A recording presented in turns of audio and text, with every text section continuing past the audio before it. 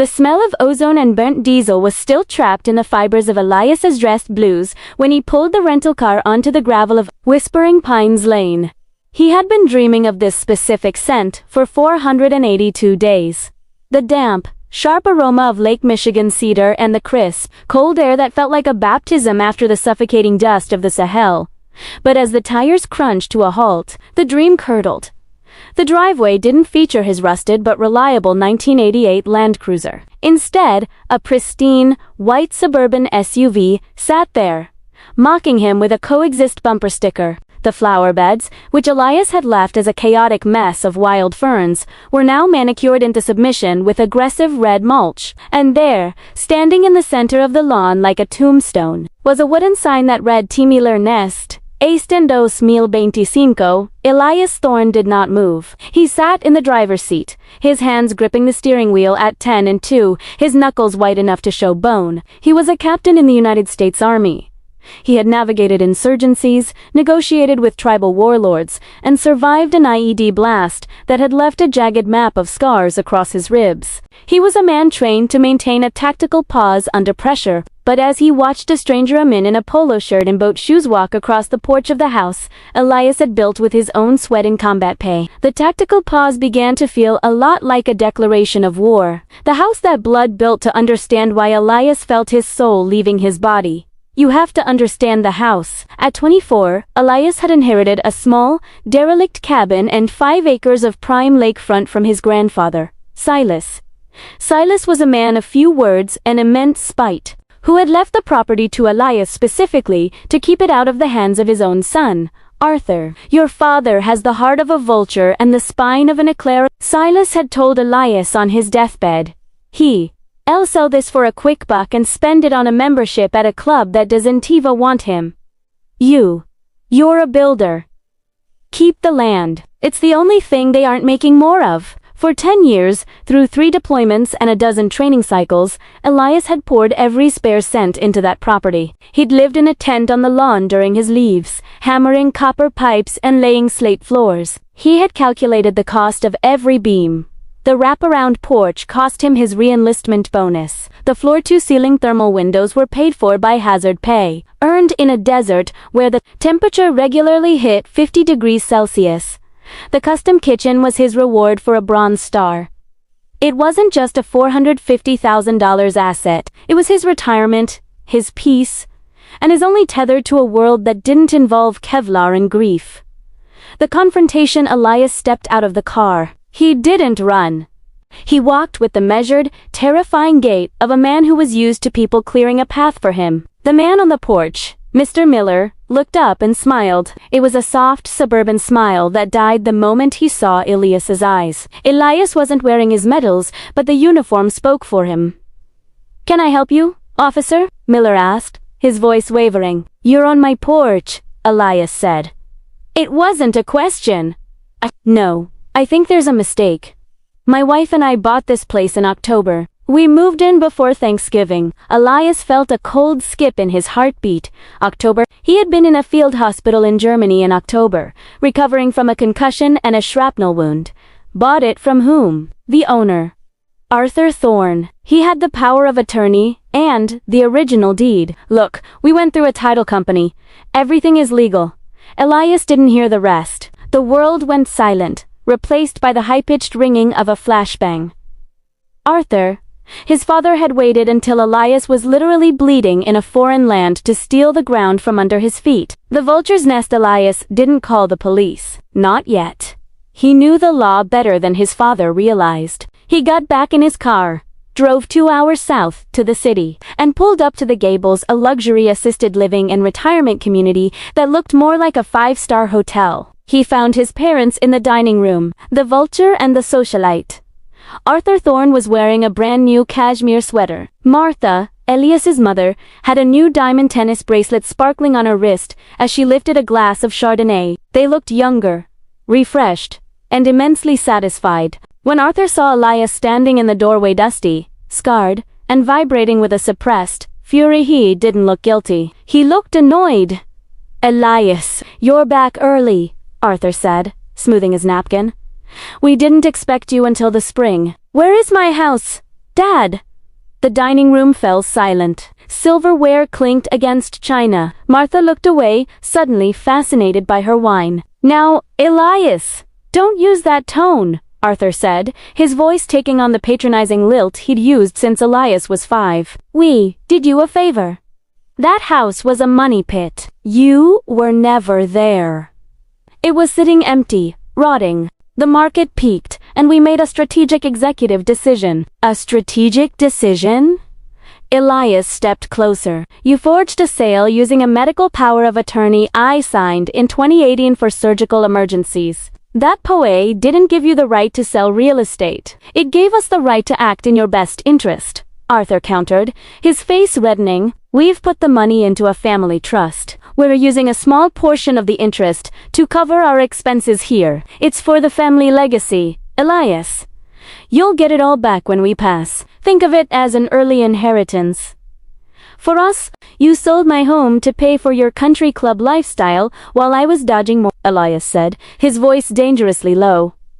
We raised you, Martha snapped, finally finding her courage. We gave you everything. You owe us this comfort in our golden years.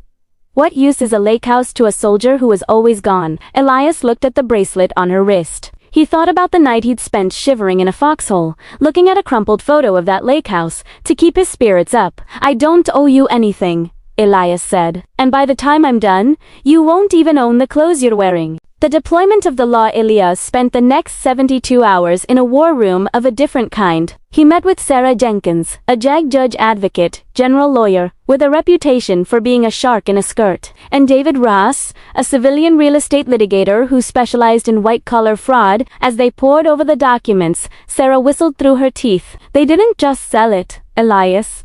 They liquidated it. They sold a $450,000 property for $325,000 just to get the cash quickly. That's fire sale pricing.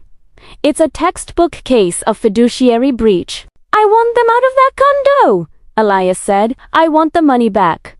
I want the maximum penalty. You have something better than just a fraud case, David Ross said, sliding a folder across the table. You were on active duty? You're protected by the Service Members Civil Relief Act. Under federal law, if someone takes a civil action against a service member like, say, selling their primary residence without a court order while they are deployed it's not just a civil matter, it's a federal offense. Elias looked at the statue on David's desk. Lady Justice, blindfolded. My father thinks he's the smartest man in the room because he found a loophole in an old document, Elias said. He forgot that I've spent the last decade learning how to dismantle much more dangerous men than him. The trap is set. The lawsuit was served on a Tuesday morning. Elias made sure it happened during the golden hour at the Gables, while his parents were having tea with the local elite. The papers didn't just sue for the $325,000. They sued for the full appraised value, plus consequential damages for the loss of personal property, Elias's grandfather's furniture, his books, his records, plus triple punitive damages under the state's equity in deployment statutes. Total ask, $1.6 million. Arthur called Elias 30 times that day. Elias blocked the number. Then came the emails. Elias, be reasonable. You're going to bankrupt your own mother. We'll give you the remaining $200,000 if you drop this. Elias didn't respond until the night before the preliminary hearing. He sent a single text to his father. Check the news tomorrow, Dad. I hear the forecast calls for a total collapse. The courtroom. High noon. When the day finally arrived, Arthur and Martha walked into the courtroom looking like they were attending a funeral. Arthur had lost weight, his expensive sweater hung off his frame. He still tried to project an air of offended patriarch, but his hands were shaking as he adjusted his tie. Elias sat at the plaintiff's table, his uniform pressed to a razor edge. He didn't look back at them. He watched the judge. Judge Marcus Vance took the bench. He was a man with a face like a topographical map of a mountain range. He spent 10 minutes reading the filing in a silence so heavy it felt like it had physical weight. Mr. Thorne, Judge Vance said, looking at Arthur. Stand up! Arthur stood, his knees knocking. Your Honor, this is a simple misunderstanding between a father and silence, Vance barked. The sound was like a gunshot. I have read your defense. You claim you had implied consent because you are the boy's father. I have also read the deployment logs. While your son was being treated for a grade 3 concussion in land, you were signing a closing statement on a property you didn't own. I thought you thought he wouldn't come back, the judge whispered. The venom in his voice was palpable. You bet on his death, or at least, his silence. You used a document meant for medical mercy to commit a financial execution. The judge turned his gaze to Elias, and for a second, his expression softened. Captain Thorne, the law is often slow. But in this chamber, for a man who has served his country while his own blood was looting his home, the law is going to be very, very fast. Arthur's face went from pale to a terrifying shade of purple. He grabbed the edge of the table, his knuckles turning white. He looked at Elias, pleading with his eyes for a shred of the mercy he had never shown his son. Elias just blinked. The court finds the sale was fraudulent under the SCRA. The judge continued, his voice rising in volume. The defendant, Arthur Thorne, is hereby ordered to pay ... As the numbers began to roll out, hundreds of thousands of dollars turning into millions. Arthur's grip on the table failed. His eyes rolled back in his head. He didn't just sit down. He crumpled, his body hitting the linoleum floor with a sickening thud. Martha screamed, reaching for her husband, but her eyes were on the judge, realizing that her golden years had just turned into a leaden nightmare. Elias stood up, adjusted his cap, and looked down at the man who had tried to steal his peace. Mission accomplished, he whispered. The silence that followed Arthur Thorne's collapse was not the silence of a tragedy. It was the vacuum left behind when a lifetime of arrogance finally imploded. As the bailiffs rushed forward and Martha's shrill cries echoed off the mahogany paneling, Elias Thorne stood like a marble statue. He didn't move to help. He didn't flinch. He simply watched the man who had traded his son's blood-earned sanctuary for a leather-bound retirement. Judge Vance didn't bang his gavel for order. He waited. He watched the paramedics wheel Arthur out, not with a heart attack, as it turned out, but with a massive stress-induced panic attack that had drained the blood from his head. The defendant is absent, Vance said, his voice cutting through Martha's sobbing. But the law is not. We proceed. The calculation of a betrayal. The next 3 hours were a clinical dissection of a family's greed. Sarah Jenkins, Elias's jag-turned civilian shark, didn't just present receipts. She presented a timeline of predatory behavior that made the court's skin crawl. Your Honor, Sarah began, clicking a remote that projected a series of bank statements onto the wall. While Captain Thorne was leading a convoy through the Gao region of Mali, a Sonne wheat, a 70% casualty rate for lead vehicles. His father was at a Lexus dealership. Note, Teedate, August 14th. This was the same day Elias was awarded his second Purple Heart. Arthur Thorne used the earnest money from the unauthorized sale of the Lakehouse to put a down payment on a vehicle he couldn't afford. The gallery murmured. Judge Vance leaned forward, his eyes narrowing. It gets worse, Sarah continued. The family trust Arthur mentioned. It doesn't exist. There is no legal entity registered in that name. He simply opened a high-yield savings account in his own name and titled it The Thorne Legacy. He then used that account to pay for a $12,000 MN suite at the Gables, a club membership, and a series of high-risk stock options that predict. Elias sat at the table, his eyes fixed on the empty chair where his father had sat. He thought about the winter of 2022.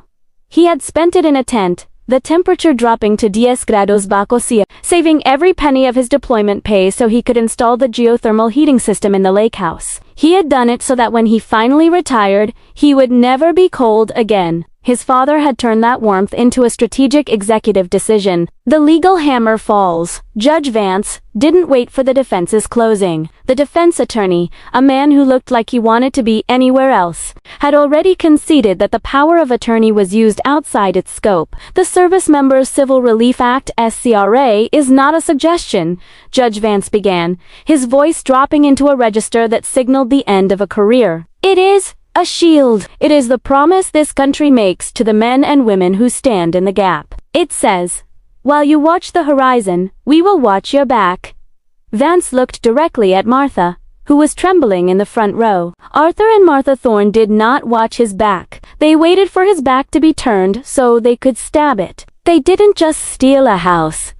They stole a soldier's peace of mind. They gambled on the idea that he would be too broken, too tired, or too dead to hold them accountable. The final judgment. Voiding of the sale attempted.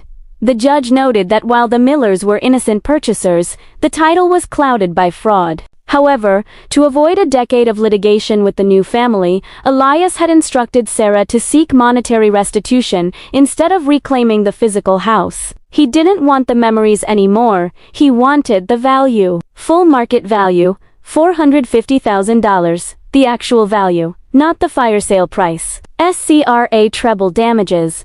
Under the specific egregious nature of the fraud, the judge invoked the maximum penalty, $1.35 million. Emotional distress and loss of property, $200,000 for the destruction of Elias's grandfather's heirlooms, which Arthur had sold at a garage sale for pennies. Immediate eaciti cesure. The court issued a writ of attachment. Every cent in the Thorne legacy account, the Lexus, and the equity in their luxury condo were frozen and transferred to a court-monitored escrow for Elias. And finally, Vance added, I am referring this matter to the state's attorney for Class 2 felony, forgery and aggravated identity theft. This isn't a family squabble. This is a crime spree. The long road to zero. 2 weeks later, Elias stood on the sidewalk outside the Gables. The vulture and the socialite were being evicted. Because the judgment exceeded their total net worth, the court had moved with terrifying speed. Their golden years had been liquidated in 14 days. Martha came out first, clutching a single designer suitcase, one of the few items Elias hadn't bothered to claim. She looked older, her skin sallow without the expensive facials the Lakehouse money had provided. Are you happy now? She hissed as she passed him. Your father is in a state-funded ward. We're moving into a studio apartment in the city. You've destroyed us. Elias looked at her. He didn't feel the rush of joy he thought he would. He just felt, clean. I didn't destroy you, Mom. I just stopped subsidized your lifestyle with my life. You destroyed yourselves the moment you put a price tag on my home. Arthur was wheeled out next. He was conscious now, but the bravado was gone. He looked like a hollowed-out version of the man who had poured scotch in a stolen house. He couldn't even look Elias in the eye. Elias, Arthur croaked. We're your parents. You can't let us live like this. You told me I'd thank you when I was older, Elias said, leaning down so only his father could hear. I'm older now, and I'm thanking you for the lesson. You taught me that loyalty is earned, and blood is just a biological fluke. Enjoy the studio, Dad. I hear the walls are thin. The new horizon. Elias didn't buy another Lakehouse. Not yet. He took the $1.6 million and did something his grandfather, Silas, would have loved. He bought a massive plot of rugged, untouched mountain land in Montana 10 times the size of the original property. He hired a crew of fellow veterans who were struggling to find work. He paid them double the market rate. Together, they began to build something new. Not just a house, but a sanctuary for soldiers returning from the long dark, a place where their deeds were safe, and their homes were untouchable. One evening, sitting on the porch of his new timber frame cabin, looking out over the jagged peaks of the Rockies, Elias pulled out his grandfather's old pocket watch, the one item he had managed to recover from a pawn shop his father had visited. He clicked it open. Inside, Silas had etched a small note years ago. Land remains. Men fail. Be the mount. Elias snapped the watch shut. He wasn't the man who had left for deployment. He was the mountain, and down in a cramped, gray apartment in a city he never visited. His parents were finally learning what it felt like to be the dust at its base.